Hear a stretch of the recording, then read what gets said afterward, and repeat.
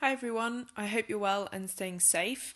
I thought I'd share one of my recipes to help keep you out of boredom during lockdown if you wanted to try some baking. So this is a list of ingredients that you'll need. I've made Oreo brownies, but you don't have to do that. You could try any other different topping or just do them plain. If you're wondering what this all is in grams, well, an ounce is approximately 30 grams and 1 pound is 16 ounces. So you can use maths and conversions to help figure it out.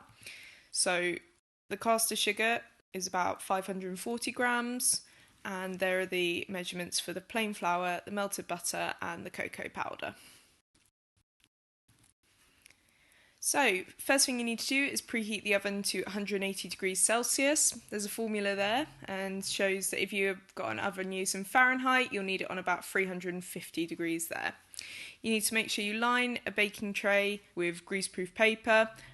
So just get a bit of margarine or butter, grease the sides of the tin, and then cover it with the baking paper. There's a lot of ratio used in baking, so if you don't have a really big tin or you want to make even more brownies, you can use ratio to find those amounts that you need. So in this recipe, for every 1 egg, we need 4.5 ounces of sugar. Because we're using 4 eggs, we need to multiply the 4.5 ounces by 4, which gives us those 18 ounces, the pound and 2 ounces of caster sugar.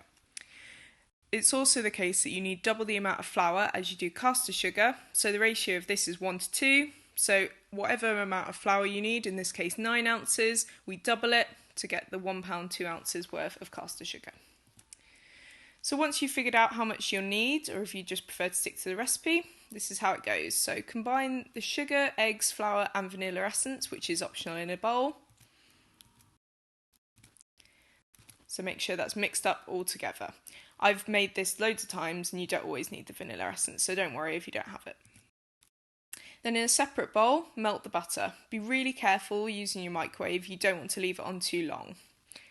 You then add the cocoa powder and make sure you stir slowly as it can get a little bit messy. Should look like that.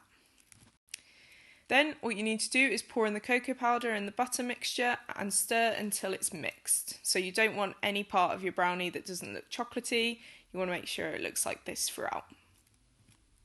It's all ready to cook then, so nice and simple. So just pour in the mixture, spread it evenly, make sure you go right to the corners of your tin, so it looks like that. And when it comes to topping, I chose to do a mixture of crushed Oreos and normal Oreos, so you can assemble your topping however you like, and it's ready to go in the oven. Bake for about 15 to 20 minutes. If you are using an oven, be really careful because when you pull it out it's going to be really hot, so make sure you're using oven gloves, and where possible make sure that you've got an adult supervising in case anything goes wrong at all, but it shouldn't do. Once you take it out of the oven, again remembering to be really careful, leave it to cool before removing it from the tin because on the inside it's going to be even more hot. Then you can slice into different sized pieces. Again, make sure you're being really careful with a knife. Might be better that you ask an adult to help you out with this part. And then enjoy. You can use lots of different toppings. I've done ones with chocolate orange before, so let me know how it goes. Give us an email at mathstudents, and remember to stay safe and enjoy. Thank you.